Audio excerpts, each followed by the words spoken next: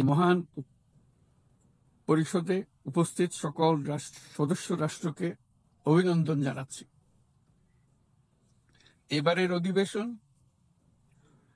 অতীত দর্শনের ভবিষ্যতের রূপরেখা তৈরি উভয়ের জন্য বিশেষভাবে গুরুত্বপূর্ণ।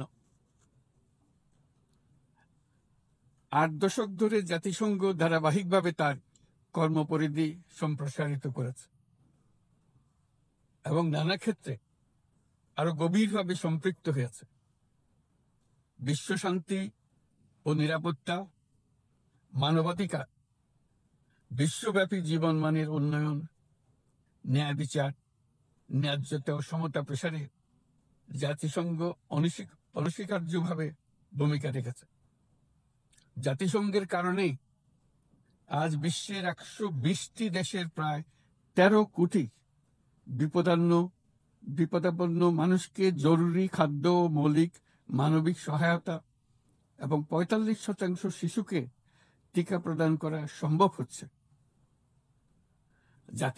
জাতিসংঘের সংস্থাগুলো বহুপাক্ষিক সহযোগিতায় বিশ্বের প্রতিটি প্রান্তে খাদ্য, বিশুদ্ধ পানি, স্যানিটেশন, টিকা এবং অন্যান্য জীবন রক্ষাকারী সেবা ও সরঞ্জামের যোগান দিয়ে দুর্দশাগ্রস্ত মানুষের পাশে দাঁড়িয়েছে।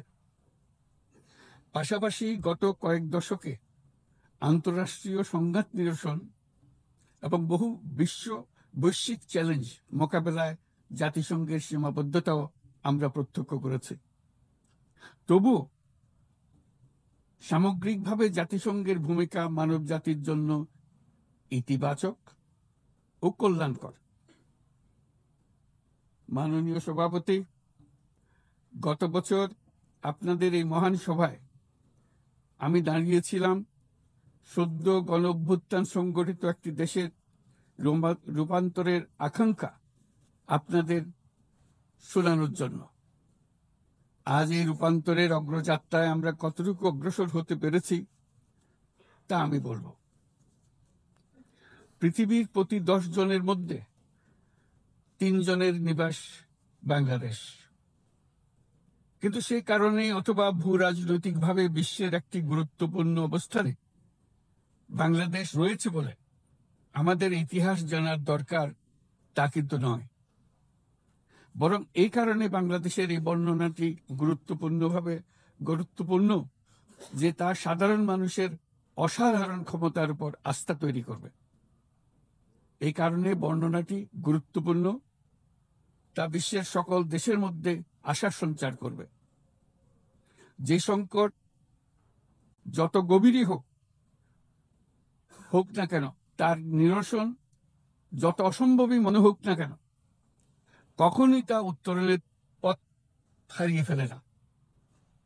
মাননীয় সভাপতি, সাম্য, মানবিক মর্যাদা ও সামাজিক ন্যায় বিচারের দাবিতে এক রক্তক্ষয়ী সংগ্রামের মাধ্যমে 1971 সালে বাংলাদেশের জন্ম। কিন্তু যে অধিকার প্রতিষ্ঠার জন্য আমরা বিশাল আত্মত্যাগ করেছিলাম তা গত 5 দশকে বারবার বাধাপ্রাপ্ত হয়েছে। বারবার আমাদের ছেলে মেয়েদের নেতৃত্বে আমাদের জনগণকে অসংখ্য ত্যাগ স্বীকার করে সে অধিকারকে পুনঃপ্রতিষ্ঠিত করতে হয়েছে। এই বছর আমরা জুলাই গণ অভ্যুত্থানের প্রথম বার্ষিকী পালন করেছি।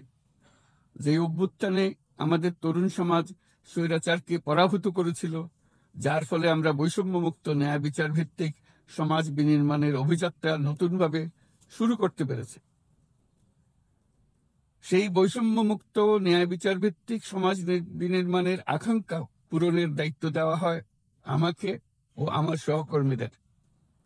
ভেঙে পড়া রাষ্ট্র কাঠামোকে পুনর্গঠন করে জনগণের আকাঙ্ক্ষা পূরণের জন্য প্রয়োজন ছিল ব্যাপক প্রাতিষ্ঠানিক সংস্কারের।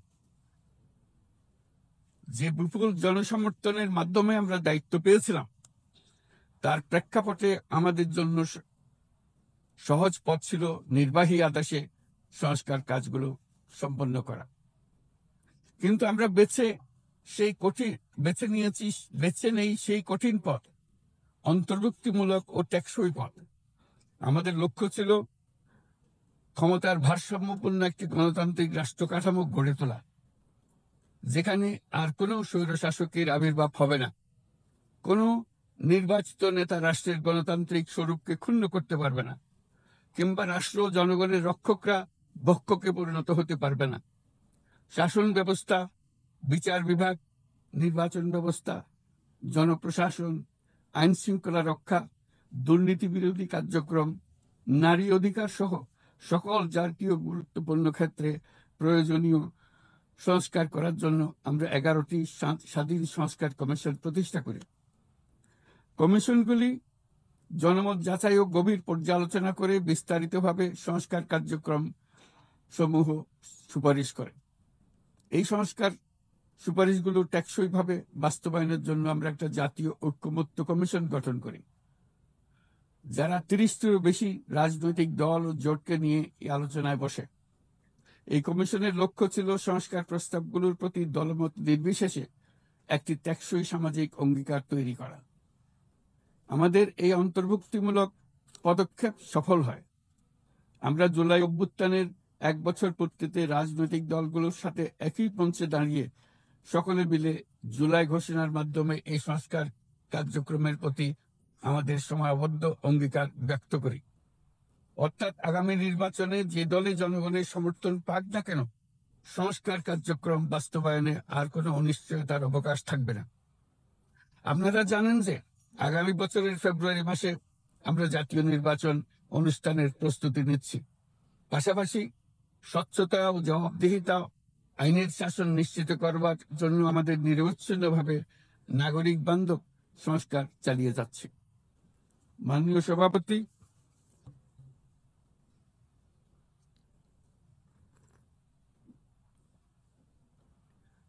সভাপতি, গত বছর দায়িত্ব গ্রহণের কয়েক সপ্তাহের মধ্যেই আমি জাতিসংঘের মানবাধিকার বিষয়ক হাই কমিশনারকে আমন্ত্রণ জানাই পতিত স্বৈরশাসক কর্তৃক সংগঠিত মানবাধিকার লঙ্ঘন ও নৃশংসতার চিত্র উদ্ঘাটন করার জন্য। তারা মাঠ পর্যায়ে তদন্ত করে বিস্তারিত প্রতিবেদনের পাশাপাশি ভবিষ্যতে যাতে এই ধরনের অপরাধের পুনরাবৃত্তি না ঘটে সেই জন্য যেই সুপারিশমালা দিয়েছে তা আমরা আমাদের জাতীয় সংস্কার কার্যক্রমে যুক্ত করেছি। গত বছর সাধারণ পরিষদের অধিবেশনের পূর্বেই আমরা গুম সম্পর্কিত আন্তর্জাতিক কনভেনশনে যোগ দিয়েছিলাম। এখন এর বিধানসমূহ জাতীয় ক্ষেত্রে বাস্তবায়নের জন্য প্রয়োজনীয় আইন প্রণয়নের কাজ চলমান রয়েছে। এবছর আমরা জাতিসংঘের নির্যাতন বিরোধী কনভেনশনের ঐচ্ছিক প্রটোকলে যোগ দিয়েছি এবং এর বাস্তবায়নে একটি স্বাধীন প্রতিরোধমূলক জাতীয় প্রাতিষ্ঠানিক ব্যবস্থা প্রতিষ্ঠার জন্য আমরা কাজ করছি।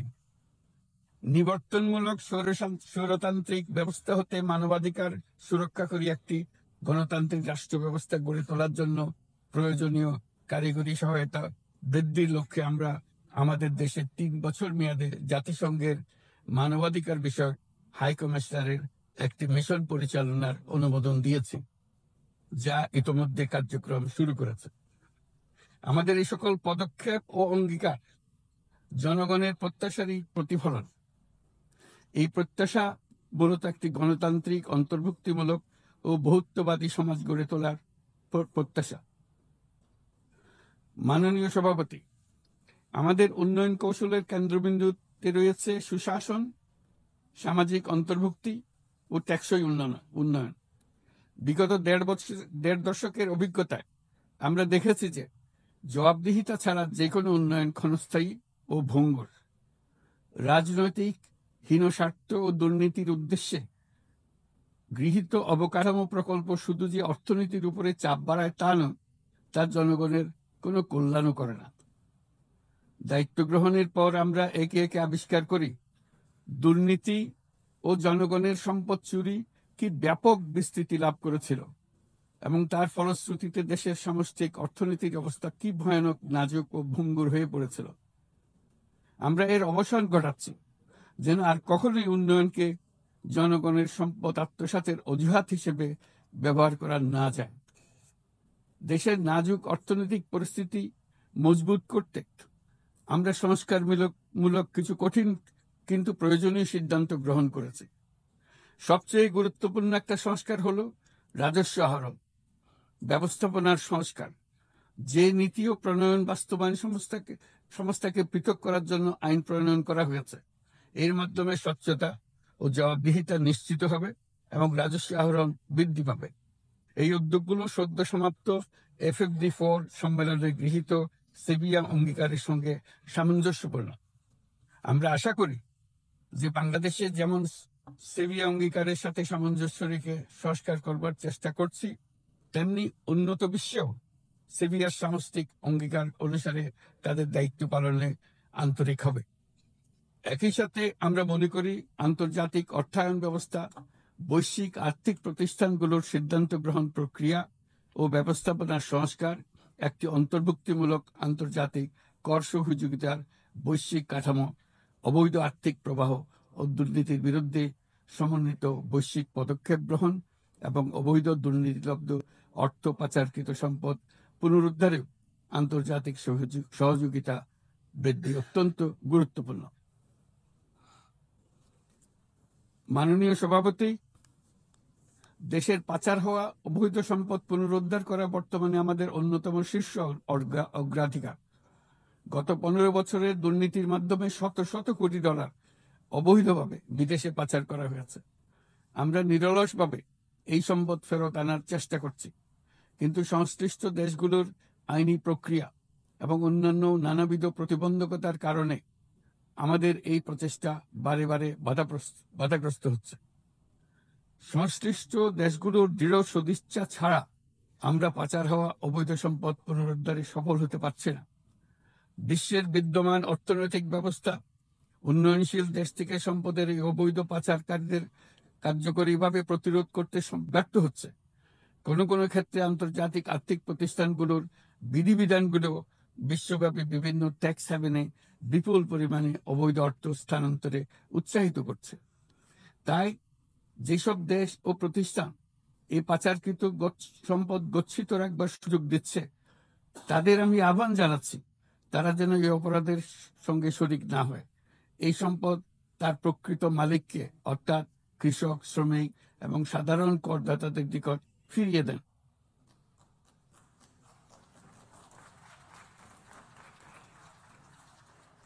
আমি উন্নয়নশীল দেশ হতে সম্পদ পাচার রোধে কঠোর আন্তর্জাতিক বিধিবিধান প্রণয়ন এবং এর প্রয়োগ নিশ্চিতের প্রস্তাব করছি।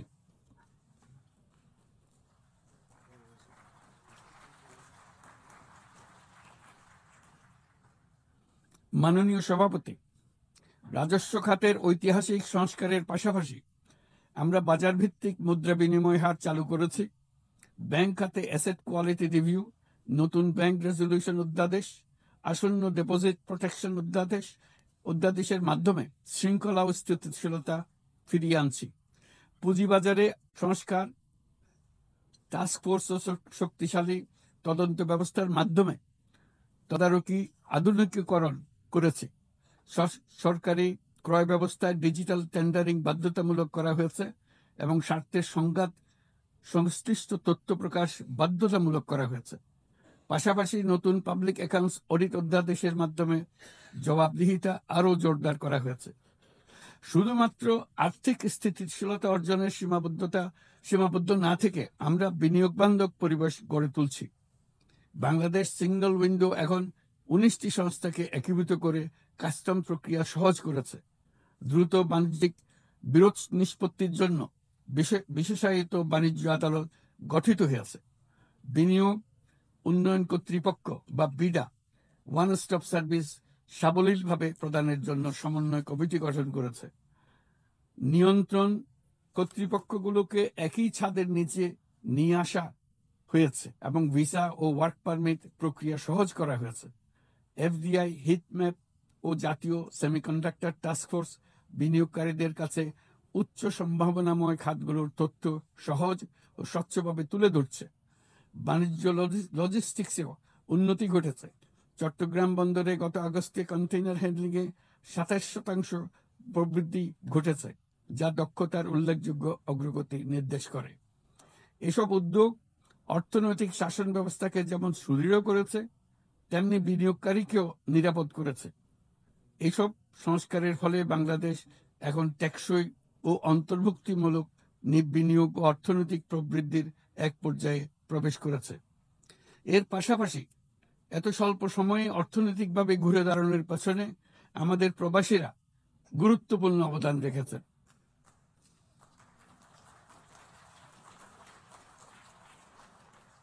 তারা বিদেশের মাটিতে কঠোর পরিশ্রম করে প্রতি মাসে দেশে রেকর্ড পরিমাণ রেমিটেন্স পাঠাচ্ছেন। শুধু বাংলাদেশেই নয়, স্বাগতিক দেশগুলোতেও তাদের বিশাল অবদান রয়েছে। তারা সেখানে বহুল চাহিদা সম্পন্ন সেবা প্রদান করছেন। এটি তাই আমাদের জন্য যেমন তেমনি স্বাগতিক দেশগুলোর জন্য সমানভাবে লাভজনক। উভয় দেশের জন্যই তা উপকারী। এই প্রসঙ্গে আমি জানাতে চাই, আমরা শ্রম অধিকার সংস্কার নিয়ে এগিয়ে যাচ্ছি। ইতিমধ্যেই স্বাধীন শ্রম সংস্কার কমিশনের সুপারিশ বাস্তবায়নে একটি কমিটি গঠিত হয়েছে। বাংলাদেশ শ্রম আইন সংশোধনের কাজ চূড়ান্ত পর্যায়ে রয়েছে, যেখানে ট্রেড ইউনিয়ন প্রক্রিয়া সহজ করা, মাতৃত্বকালীন ছুটি বৃদ্ধি ও আনুষ্ঠানিক ও অনানুষ্ঠানিক উভয় খাতের শ্রমিকদের জন্য সামাজিক সুরক্ষা সম্প্রসারণের পদক্ষেপ অন্তর্ভুক্ত করা হচ্ছে। ট্রেড ইউনিয়নের জন্য অনলাইন নিবন্ধন ব্যবস্থা চালু করা হয়েছে এবং নিবন্ধন প্রক্রিয়াকে আরও সহজ করার জন্য বিষয়টি বিবেচনা করা হচ্ছে। পাশাপাশি শ্রমিকদের অধিকার সুরক্ষা আমাদের অঙ্গীকারের নিদর্শন স্বরূপ সম্প্রতি আমরা ইসলামী সহযোগিতা সংস্থার লেবার সেন্টারের সংবিধানটি স্বাক্ষর করেছি। এই কারণেই আমরা নিরাপদ, সুশৃঙ্খল ও নিয়মিত অভিবাসনকে সমর্থন করি এবং যেসব দেশে প্রবাসী শ্রমিকরা যান সেসব দেশে তাদের জন্য সহমর্মিতা ও সুরক্ষা নিশ্চিত করার আহ্বান জানাচ্ছি। উন্নত বিশ্ব যেখানে বয়স্ক জনসংখ্যার চাপে ভুগছে, সেখানে বাংলাদেশ অতি সৌভাগ্যবান। আমাদের 60শতাংশেরও বেশি মানুষের বয়স 35 বছরের নিচে। তাই অভিবাসন প্রক্রিয়াকে সহজ করলে তা উভয় পক্ষের জন্য উপকারী হবে। তরুণ জনসংখ্যার এই সুবিধাকে কাজে লাগিয়ে আমরা উন্নত বিশ্বের শ্রম সমস্যার সমাধান ও প্রয়োজন মেটাতে সক্ষম হব। মাননীয় সভাপতি, বাংলাদেশের তরুণ প্রজন্ম ইতিমধ্যে প্রমাণ করেছে যে তারা সমাজ পরিবর্তনের চালিকা শক্তি। আমরা তাদের দক্ষতা উন্নয়নে বিনিয়োগ করছি। তথ্য প্রযুক্তি, কৃত্রিম বুদ্ধিমত্তা, নবায়নযুক্ত শক্তি, পরিবেশ বান্ধব প্রযুক্তি সহ বিভিন্ন ক্ষেত্রে তাদের প্রশিক্ষণ দিচ্ছি। আমাদের লক্ষ্য হলো প্রত্যেক তরুণকে শুধুমাত্র চাকরি প্রার্থীর পরিবর্তে আমরা তাদেরকে উদ্যোক্তা হিসেবে গড়ে তুলতে চাই। এই উদ্দেশ্যে আমরা জাতিসংঘের সঙ্গে অংশীদারিত্বে মাঠ পর্যায়ে তরুণদের সঙ্গে সরকারের শীর্ষ নীতি নির্ধারকদের যুক্ত করার একটা স্থায়ী মাধ্যম চালু করেছি। ইতিমধ্যেই এই বিষয়ে সারা দেশে একাধিক পরামর্শ সভার আয়োজন করা হয়েছে। আজকের তরুণরা স্থানীয় পর্যায় থেকে জাতীয় পর্যায় পর্যন্ত সিদ্ধান্ত গ্রহণে অনলাইন, অফলাইন ফোরাম, জরিপ এবং প্রচারণার মাধ্যমে তাদের জনপ্রতিনিধিদের সঙ্গে সরাসরি যুক্ত থাকতে চায়। তারা নেতৃত্ব বিকাশ, দক্ষতা বৃদ্ধি এবং ডিজিটাল সক্ষমতা উন্নয়নের জন্য আরও বেশি সুযোগ চায়। তারা চায় এই প্রক্রিয়ায় জবাবদিহিতা অন্তর্ভুক্ত থাকুক, নিয়মিত অগ্রগতি প্রতিবেদন এবং অব্যাহত সংলাপের প্রতিশ্রুতি থাকুক। সর্বোপরি প্রক্রিয়াটি হোক অন্তর্ভুক্তিমূলক, যাতে নারী, সংখ্যালঘু সম্প্রদায়, প্রতিবন্ধী, প্রান্তিক জনগোষ্ঠী সকলের অংশগ্রহণ ও নেতৃত্বের সমান সুযোগ থাকে। তরুণদের নিয়ে পরিকল্পনার ক্ষেত্রে এই বছরটি বিশেষভাবে গুরুত্বপূর্ণ, কারণ এই বছর আমরা বিশ্ব যুব পরিকল্পনায় 30তম বার্ষিকী পালন করছি। শুধু বর্তমান প্রজন্মের তরুণদের চ্যালেঞ্জ নয়, এই বছর তাই ভবিষ্যতেও তারা যে সংকট ও সমস্যার মুখোমুখি হবে তা অনুধাবন করে তার সম্ভাব্য সমাধান খুঁজে বের করারও সুযোগ এনে দিয়েছে। দ্রুত পরিবর্তনশীল প্রযুক্তির এই যুগে উন্নয়নশীল বিশ্বের তরুণদের জন্য আরও গভীর এক ডিজিটাল বিভাজন তৈরি হওয়ার ঝুঁকি আজ আমাদের একটি বড় উদ্বেগ। কোয়ান্টাম কম্পিউটিং, কৃত্রিম বুদ্ধিমত্তা, ভাষাভিত্তিক বৃহৎ মডেল কিংবা আধুনিক যোগাযোগ ব্যবস্থা, এইসব প্রযুক্তি যেন তাই পক্ষপাতদুষ্ট না হয় এবং এর সুফল যেন ন্যায্যভাবে সবার কাছে পৌঁছায়, তা আজ আমাদের নিশ্চিত করতে হবে। অন্যথায় বিশ্বব্যাপী এমন একটি প্রজন্ম তৈরি হবার ঝুঁকি রয়েছে যারা নিজেদেরকে বঞ্চিত, প্রান্তিক, অন্যায় অবিচারের শিকার হিসেবে বিবেচনা করবে। তারা সকল ধরনের ক্ষতিকারক প্রলোভনের সহজ লক্ষ্যবস্তুতে পরিণত হবে। আমরা মনে করি প্রযুক্তিগত উন্নয়নের সুফল বিশ্বব্যাপী ছড়িয়ে দিয়ে তরুণদের ঝুঁকিমুক্ত রাখার জন্য শুধু প্রযুক্তিগত উদ্ভাবন যথেষ্ট নয়, প্রয়োজন সামাজিক উদ্বোধন। আমরা প্রায় অর্ধ শতাব্দী আগে ক্ষুদ্র ঋণের ধারণা নিয়ে এসেছিলাম। তখন সেটি ছিল প্রথাগত ধারণার বিরুদ্ধে এক বৈপ্লবিক নিরীক্ষা, কিন্তু আজ বিশ্বব্যাপী তা মূলধারার হাতিয়ার হিসেবে স্বীকৃত। ক্ষুদ্র ঋণ লক্ষ লক্ষ মানুষকে দারিদ্র্য থেকে মুক্ত করেছে। উদাহরণস্বরূপ, এমনকি মার্কিন যুক্তরাষ্ট্রে গ্রামীণ আমেরিকা বছরে এখন 6 বিলিয়ন, এখন সব মিলিয়ে $6 বিলিয়ন উপর ঋণ নিম্ন আয়ের নারী উদ্যোক্তাদের মধ্যে বিতরণ করেছে এবং এর প্রায় শতভাগ নিয়মিতভাবে পরিশোধ করে যাচ্ছে। বাংলাদেশ ও বিশ্বজুড়ে আজ সামাজিক ব্যবসার যে ধারণা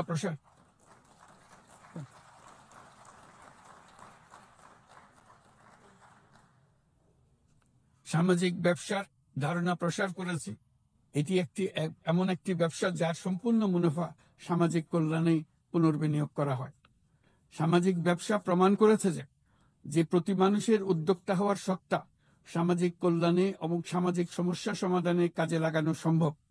এর ফলে পৃথিবীর যাবতীয় সমস্যা সমাধানের একটি সৃজনশীল পদ্ধতি সকলের হাতে এসে যায়, যেটি পরিবেশের সমস্যা হোক, সম্পদ কেন্দ্রীভূত হওয়ার সমস্যা হোক, স্বাস্থ্যের সমস্যা হোক, বেকারত্ব দূরীকরণের সমস্যা হোক, দারিদ্র দূরীকরণের সমস্যা হোক, সবকিছুতেই এই পদ্ধতি টেকসইভাবে কাজে লাগানো যায়। মাননীয় সভাপতি, জলবায়ু সংকট চ্যালেঞ্জের মোকাবেলায় বিশ্বজনীন তাপমাত্রা বৃদ্ধি 1.5 ডিগ্রি সেলসিয়াসের সীমাবদ্ধ রাখার লক্ষ্যমাত্রা আজ আমাদের হাতছাড়া হয়ে গেছে। প্রতি বছর $100 বিলিয়ন জলবায়ু সহায়তার প্রতিশ্রুতিও পূরণ হয়নি।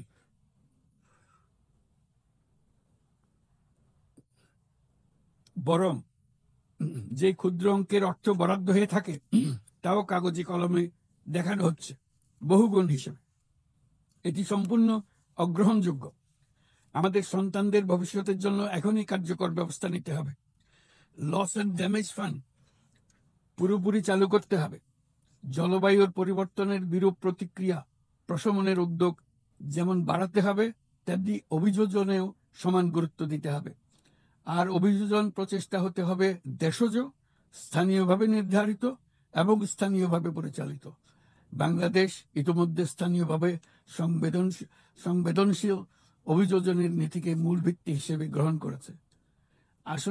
আসন্ন COP30 সম্মেলনে আমরা তৃতীয়বারের মতো জলবায়ু পরিবর্তন রোধকল্পে আমাদের জাতীয় প্রতিশ্রুতি ঘোষণা করব, যেখানে জলবায়ু পরিবর্তনের বিরূপ প্রতিক্রিয়া প্রশমন লক্ষ্যের পাশাপাশি অভিযোজন উদ্যোগও থাকবে। বিশেষ গুরুত্ব পাবে ম্যানগ্রোভ বনাঞ্চল রক্ষা, জলাভূমি পুনরুদ্ধার করা। একই সঙ্গে আমরা আশা করি যে বৈশ্বিক সম্প্রদায়, বিশেষ করে উচ্চ কার্বন নিঃসরণকারী দেশগুলো, তাদের দায়িত্বটুকু আন্তরিকভাবে পালন করবে।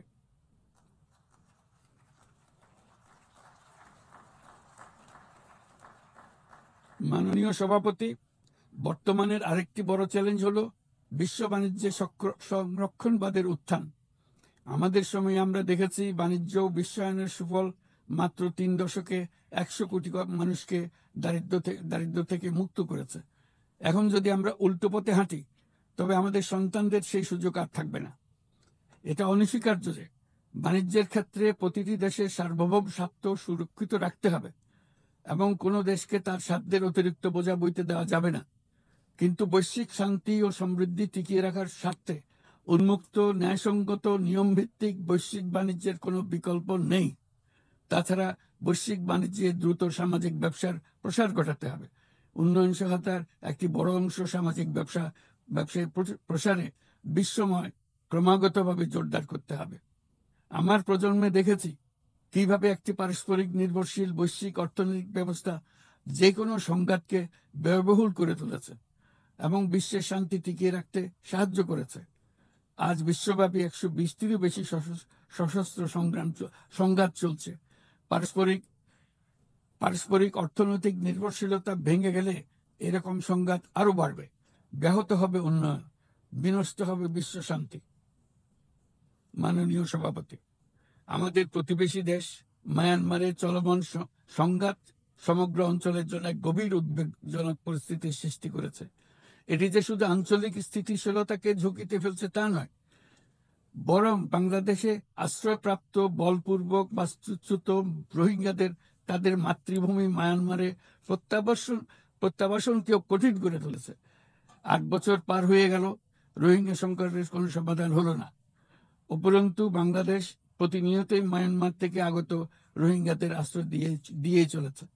স্পষ্টতই সাংস্কৃতিক পরিচয়ভিত্তিক রাজনীতির কারণে রোহিঙ্গাদের উপর অধিকার বঞ্চনা ও নির্যাতন রাখাইনে অব্যাহত রয়েছে। রোহিঙ্গাদের প্রান্তিকীকরণ প্রক্রিয়া আর চলতে দেওয়া যাবে না। যেসব বৈষম্যমূলক নীতি ও কর্মকাণ্ড আজকের এই পরিস্থিতি তৈরি করেছে, তার সমাধান ও প্রতিকারমূলক ব্যবস্থা এখনই গ্রহণ করা সম্ভব। তার জন্য পূর্ণাঙ্গ জাতীয় সংবাদ রাজনৈতিক মীমাংসার অপেক্ষা করার প্রয়োজন নেই। রাখাইনের সমস্যাগুলো চূড়ান্তভাবে রাজনৈতিক সমাধান করা দরকার। তবে এর জন্য রাখাইন অঞ্চলের সংশ্লিষ্ট সকল জাতিসত্তার অংশগ্রহণে এমন একটি বন্দোবস্ত প্রয়োজন যেন রোহিঙ্গারা সম অধিকার ও নাগরিকত্ব সহ সমাজের অংশ হতে পারে। এই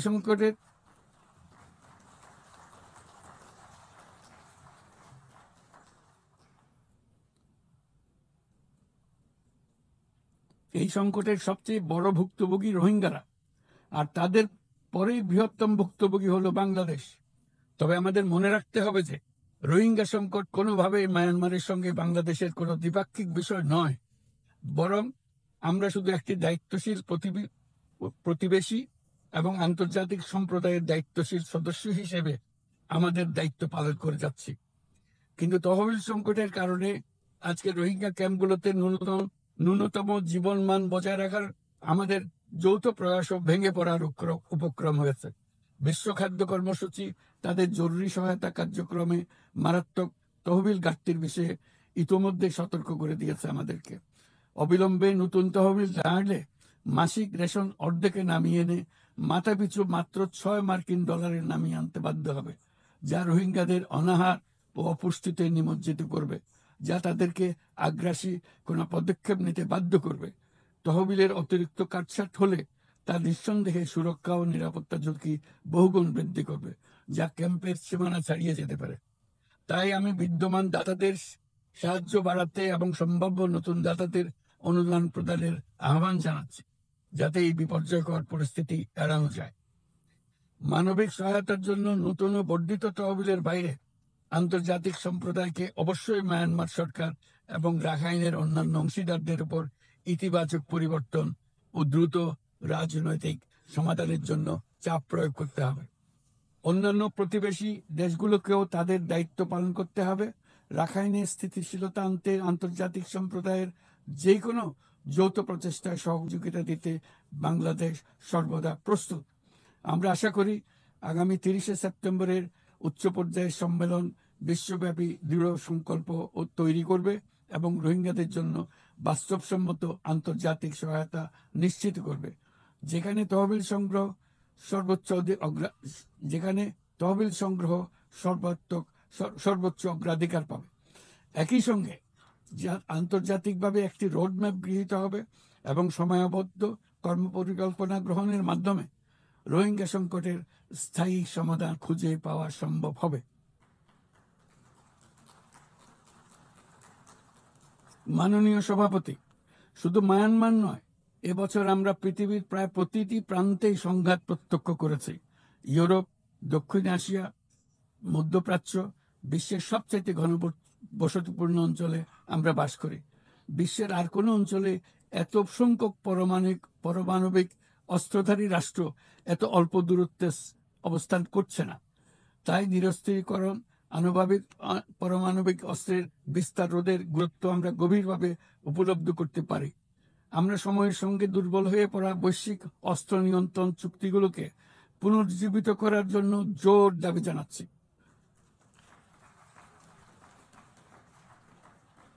বিশেষ করে মধ্যপ্রাচ্য ও দক্ষিণ এশিয়ায় পারমাণবিক অস্ত্রমুক্ত অঞ্চল প্রতিষ্ঠার আহ্বান জানাচ্ছি। একই সঙ্গে আমরা পূর্ণ স্বচ্ছতার সঙ্গে শান্তিপূর্ণভাবে পারমাণবিক শক্তি ব্যবহারের যে অধিকার প্রতিটি রাষ্ট্রের রয়েছে তার প্রতি পূর্ণ সমর্থন জানাচ্ছি। একটি দায়িত্বশীল দেশ হিসেবে আমাদের প্রথম পারমাণবিক বিদ্যুৎ কেন্দ্র চালু করার আগেই এই বছর আমরা আন্তর্জাতিক পরমাণু শক্তি সংস্থার আওতাধীন পরমাণু নিরাপত্তা ও বর্জ্য ব্যবস্থাপনা সম্পর্কিত যৌথ কনভেনশনে যোগদান করেছি। এই যোগদানের মাধ্যমে সর্বোচ্চ মানের পারমাণবিক নিরাপত্তা ও স্বচ্ছতার প্রতি আমরা আমাদের প্রতিশ্রুতি পুনর্ব্যক্ত করছি। মাননীয় সভাপতি, আমি সবসময় মানুষকে আশার বাণী শুনিয়েছি, কখনো ভয় দেখিয়ে কিছু করা আমি সমর্থন করিনি, কিন্তু আজ আমাকে সেখান থেকে সরে এসে ভয়ঙ্কর কিছু কথা বলতে হচ্ছে।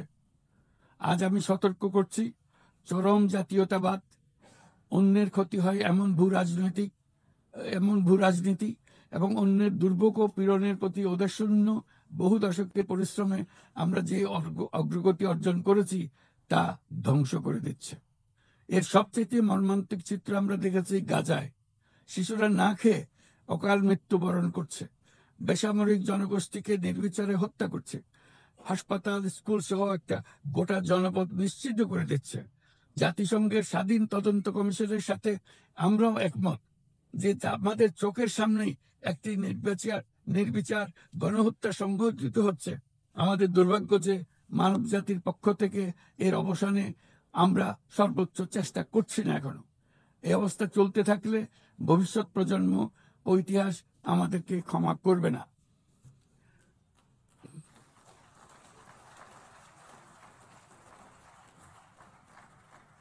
বাংলাদেশের জনগণ এ বিশ্বের বিবেকবান নাগরিকদের পক্ষ থেকে আমি আবারও জোরালো দাবি জানাচ্ছি যে পূর্ব জেরুজালেমকে রাজধানী করে একটি স্বাধীন ফিলিস্তিন রাষ্ট্র গঠনের মাধ্যমে এই সমস্যার দ্বিরাষ্ট্রীয় ভিত্তিক সমাধান এখনই বাস্তবায়ন করতে হবে।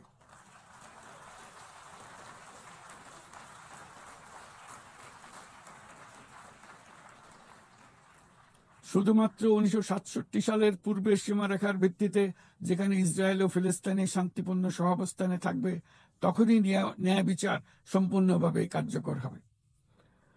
মাননীয় সভাপতি, বাংলাদেশে আমরা বিশ্বাস করি যে আমাদের একটি শান্তির সংস্কৃতি আমরা গড়ে তুলব, যেখানে সর্বস্তরের সহনশীলতা, অহিংসা, সংলাপ ও সহযোগিতার মূল্যবোধ প্রতিষ্ঠিত করা হবে। গত 3.5 দশক ধরে জাতিসংঘের শান্তিরক্ষা কার্যক্রমে অন্যতম শীর্ষ শান্তিরক্ষা প্রেরণকারী দেশ হিসেবে আমাদের অংশগ্রহণ বৈশ্বিক শান্তি ও নিরাপত্তার প্রতি আমাদের নিরবিচ্ছিন্ন অঙ্গীকারের এক বাস্তব প্রমাণ। এমনকি এই মুহূর্তে প্রায় 6,000 বাংলাদেশি শান্তিরক্ষী বাহিনী বিশ্বের সবচেয়ে সংঘাতপূর্ণ অঞ্চলগুলোতে জাতিসংঘের আওতায় দায়িত্ব পালন করছে।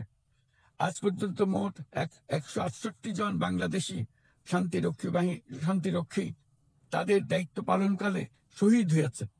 একাধিক গবেষণায় একথা বারবার প্রমাণিত হয়েছে। জাতিসংঘের শান্তিরক্ষা কার্যক্রম অন্য যে কোনো একপাক্ষিক শান্তিরক্ষা উদ্যোগের তুলনায় অধিক টেকসই এবং কার্যকর।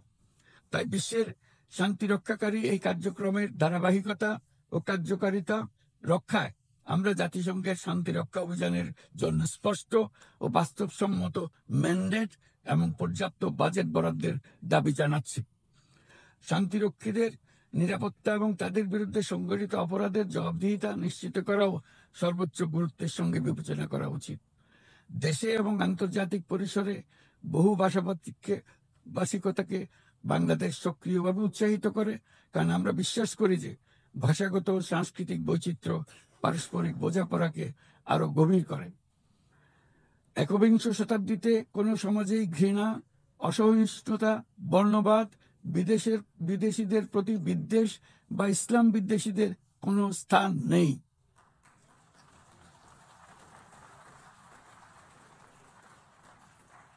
অথচ বর্তমানে বিভ্রান্তিমূলক প্রচারণা, ঘৃণাত্মক বক্তব্য গুরুতর উদ্বেগের বিষয় হয়ে দাঁড়িয়েছে। গত বছর বাংলাদেশে ছাত্র জনতার অভ্যুত্থান পরবর্তী সময়ে বিভিন্ন স্বার্থান্বেষী গোষ্ঠীর পক্ষ থেকে উদ্দেশ্যমূলকভাবে বিভ্রান্তিকর সংবাদ ছড়ানো হয়েছে, যা এখনো চলমান রয়েছে। এর সঙ্গে যুক্ত হয়েছে পরিকল্পিত মিথ্যা সংবাদ, কৃত্রিম বুদ্ধিমত্তা নির্ভর ডিপফেক এর প্রসার, যা পরিস্থিতিকে আরো জটিল করে তুলেছে। এসবের বিরুদ্ধে আমাদের একসঙ্গে কাজ করতে হবে, যাতে এসব বিকৃত কর্মকাণ্ড মানুষের আস্থাকে বিনষ্ট না করে কিংবা সামাজিক সম্প্রীতিকে দুর্বল করে না দেয়। মাননীয় সভাপতি, আমাদের শীর্ষ অগ্রাধিকারগুলোর মধ্যে অন্যতম হলো নারীর ক্ষমতায়ন।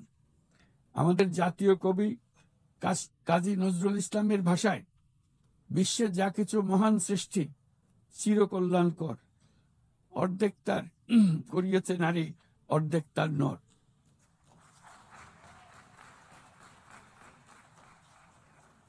প্রকৃতপক্ষে বর্তমান বিশ্বে অনেক গুরুত্বপূর্ণ ক্ষেত্রে নারীদের অবদান অর্ধেকেরও বেশি। এ মাসে বাংলাদেশে প্রথমবারের মতো unpaid household production satellite account জরিপ প্রকাশিত হয়েছে। সেখানে দেখা যায় যে অবৈতনিক পরিচর্যা ও গৃহস্থালী কাজের শতকরা 85%-এরও বেশি কাজ নারীরা একাই করে থাকেন, যার অর্থমূল্য আমাদের স্থূল দেশজ উৎপাদনের প্রায় 16%। বহু প্রতিকূলতা সত্ত্বেও আজ আমাদের মেয়েরা শ্রেণীকক্ষ থেকে বোর্ডরুম, গবেষণাগার থেকে ক্রীড়াঙ্গন সবখানে বাধা অতিক্রম করে সফল হচ্ছে। সম্প্রতি আমাদের নারী ফুটবল দল আঞ্চলিক চ্যাম্পিয়নশিপ জিতেছে, আন্তঃএশীয় প্রতিযোগিতার জন্য উত্তীর্ণ হয়েছে এবং সারা দেশের লাখো মানুষকে অনুপ্রাণিত করে চলেছে। নারীর নিরাপত্তা ও মর্যাদা এবং সমান সুযোগ সুনিশ্চিত করার জন্য আমার সরকার প্রচেষ্টা অব্যাহত রয়েছে। এই বছর আমরা বেইজিং ঘোষণাপত্রের 30তম বার্ষিকী উদযাপন করছি। এই উপলক্ষে নারীর ক্ষমতায়নে আমাদের অঙ্গীকারকে আরো জোরদার করতে আমরা বেইজিং +30 অ্যাকশন এজেন্ডা এর অধীনে আগামী 5 বছরে বাস্তবায়নের লক্ষ্য নিয়ে 4টি জাতীয় প্রতিশ্রুতি ঘোষণা করেছি। এর মধ্যে রয়েছে যৌন হয়রানি প্রতিরোধ, সুরক্ষা সংক্রান্ত আইন প্রণয়ন করা, নারীর অবৈতনিক পরিচর্যা ও গৃহস্থলী কাজের স্বীকৃতি ও মূল্যায়ন নিশ্চিত করা, রাজনৈতিক ও জনপরিসরে নারীর অংশগ্রহণ বৃদ্ধি করা, নারীর সমতা ও ক্ষমতায়নের প্রতি সংবেদনশীল বাজেট প্রণয়ন পদ্ধতি শক্তিশালী করা। মাননীয় সভাপতি, বাংলাদেশ পারস্পরিক শ্রদ্ধা, স্বচ্ছতা এবং কল্যাণের ভিত্তিতে আঞ্চলিক সহযোগিতায় অঙ্গীকারবদ্ধ। আমরা বিমস্টেক, BBIN, এশিয়ান হাইওয়ে এবং সাসিকের মতো অন্যান্য উদ্যোগের মাধ্যমে আঞ্চলিক সংযোগ ও বাণিজ্যকে এগিয়ে নিচ্ছি। এর সাথে আমরা আসিয়ানের মতো কার্যকরী আঞ্চলিক ফোরামে যুক্ত হওয়ার জন্য আগ্রহ প্রকাশ করেছি। এই মর্মে কাজ করে যাচ্ছি। দক্ষিণ এশীয় আঞ্চলিক সহযোগিতা সংস্থা SAARC কে পুনর্জীবিত করার জন্য আমরা দৃঢ় আহ্বান জানাচ্ছি।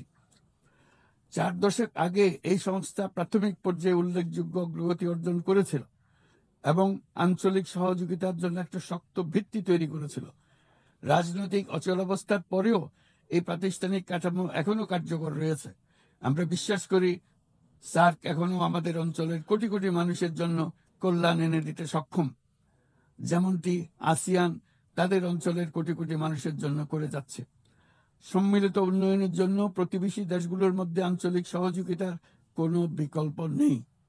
একই সাথে অভিন্ন প্রাকৃতিক সম্পদের ব্যবহারে ন্যায্যতা ও সহমর্মিতার চর্চা করা একান্ত প্রয়োজন। প্রাকৃতিক সম্পদের ব্যবহার নিয়ে শান্তিপূর্ণ আঞ্চলিক সহযোগিতায় বাংলাদেশ দৃঢ়ভাবে অঙ্গীকারবদ্ধ। তাই প্রথম দক্ষিণ এশিয়া দেশ হিসেবে সম্প্রতি আমরা জাতিসংঘের পানি সংক্রান্ত কনভেনশনে যোগ দিয়েছি।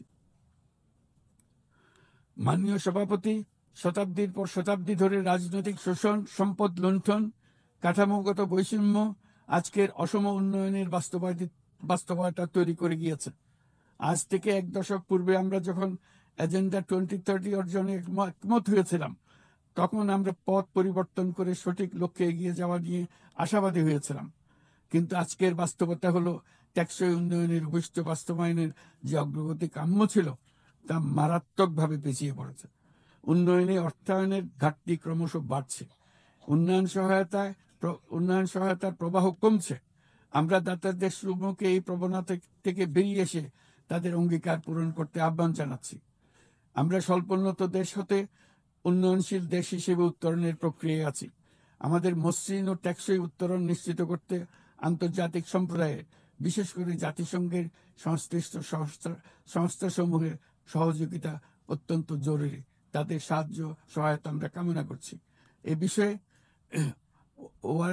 OHRLS সহ সংশ্লিষ্ট সংস্থাসমূহের কার্যক্রমকে সাধুবাদ জানাই। স্বল্পোন্নত দেশসমূহ এবং ঝুঁকিতে থাকা অন্যান্য দেশগুলোর প্রতি আমাদের কার্যকর সহযোগিতা প্রদানের জন্য আমরা আমাদের দপ্তরকে আরো শক্তিশালী করার আহ্বান জানাচ্ছি। একই সঙ্গে অনুদান ও ঋণের পাশাপাশি সরকারি ও বেসরকারি উদ্যোগে সামাজিক ব্যবসা খাতকে বিপুলভাবে এগিয়ে দিয়ে যাওয়ার জন্য আহ্বান জানাচ্ছি। এই নতুন পদ্ধতি দাতা ও গ্রহীতা উভয় দেশের জন্য মঙ্গলজনক হবে এবং উৎসাহব্যঞ্জক হবে। সৃজনশীলতার অতি উচ্চ পর্যায়ে যেতে আমাদের সহায়ক হবে। মাননীয় সভাপতি, বাংলাদেশের অগ্রগতি উন্নয়নের অভিযাত্রায় জাতিসংঘের অবদানকে আমরা সাধুবাদ জানাই। বিশ্বশান্তি ও নিরাপত্তা উন্নয়ন, মানবাধিকার, জাতিসংঘের এই 3টি স্তম্ভের প্রতি আমরা পূর্ণ আস্থা পুনর্ব্যক্ত করছি। আমার বক্তব্যের শুরুতেই আমি বলেছিলাম যে আজ 8 দশকে জাতিসংঘ বারবার দেখিয়েছে যে বহুপাক্ষিক কূটনীতি মানব জাতিকে আরো ভালোভাবে একসঙ্গে বেঁচে থাকার সহায়তা করে। তবু এর 80তম বার্ষিকীতে আমাদের স্বীকার করতেই হবে যে বহুপাক্ষিক কূটনীতি আজ নানা রকম চাপের মধ্যে রয়েছে। প্রায়শই অসম দ্বিপাক্ষিক সম্পর্কের টানাপোড়েনে আবারও প্রমাণ করেছে যে বহুপাক্ষিক কূটনীতি আমাদের শেষ এবং সর্বোত্তম ভরসা। তাই বহুপাক্ষিক কূটনীতির ধারক ও বাহক জাতিসংঘকে উজ্জীবিত রাখতে আমরা সদস্য রাষ্ট্রগুলোর সাথে পূর্ণ স্বচ্ছতা ও আন্তরিকতা আলোচনা আহ্বান জানাচ্ছি। বর্তমান সময়ের দাবি মেটাতে বহুপাক্ষিকতার প্রতি আমাদের যৌথ আকাঙ্ক্ষা পূরণ করতে হলে জাতিসংঘকে ক্রমাগত বিকশিত ও অভিযোজিত হতে হবে। এই মর্মে আমরা মহাসচিবের UN80 উদ্যোগকে স্বাগত জানাই।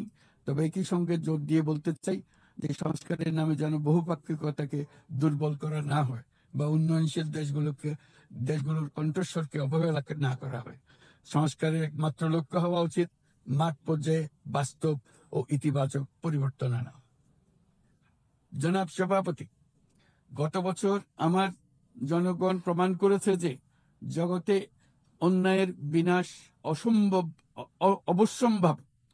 তারা প্রমাণ করেছে যে পরিবর্তন যেমন সম্ভব তেমনি এটা অপরিহার্য। আমাদের মনে রাখা দরকার যে সামনের দিনে যে চ্যালেঞ্জগুলো আসছে তা কোনো দেশের পক্ষে একা মোকাবেলা করা সম্ভব নয়। একই সঙ্গে আমাদের এটাও মনে রাখতে হবে যে বর্তমান পৃথিবীতে কোনো একটি দেশ সংকটে পড়লে অথবা বিশ্বের কোনো এক প্রান্তে সংকট দেখা দিলে সমগ্র বিশ্বের নিরাপত্তায় ঝুঁকির মুখে পড়ে যায়। আমাদেরকে 3-0 পৃথিবী গড়ার স্বপ্ন নিয়ে অগ্রসর হতে হবে। তরুণরা 3-0 বাস্তবায়নের সৈনিক হয়ে বড় হবে। তাদের সামনে থাকবে শূন্য কার্বন, শূন্য সম্পদ কেন্দ্রীভূতকরণ ও শূন্য বেকারত্ব। এর ভিত্তিতে তারা গড়ে তুলবে তাদের পৃথিবী। 3-0 পৃথিবী গড়া জাতিপুঞ্জের সকলের স্বপ্ন হোক, এই কামনা ব্যক্ত করে আমার বক্তব্য এখানে শেষ করছি। সবাইকে ধন্যবাদ। অসংখ্য ধন্যবাদ।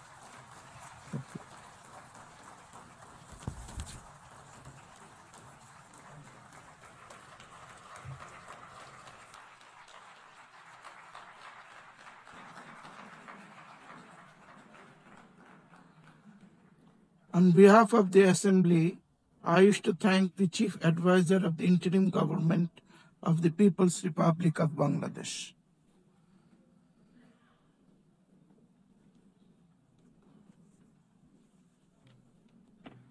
The Assembly will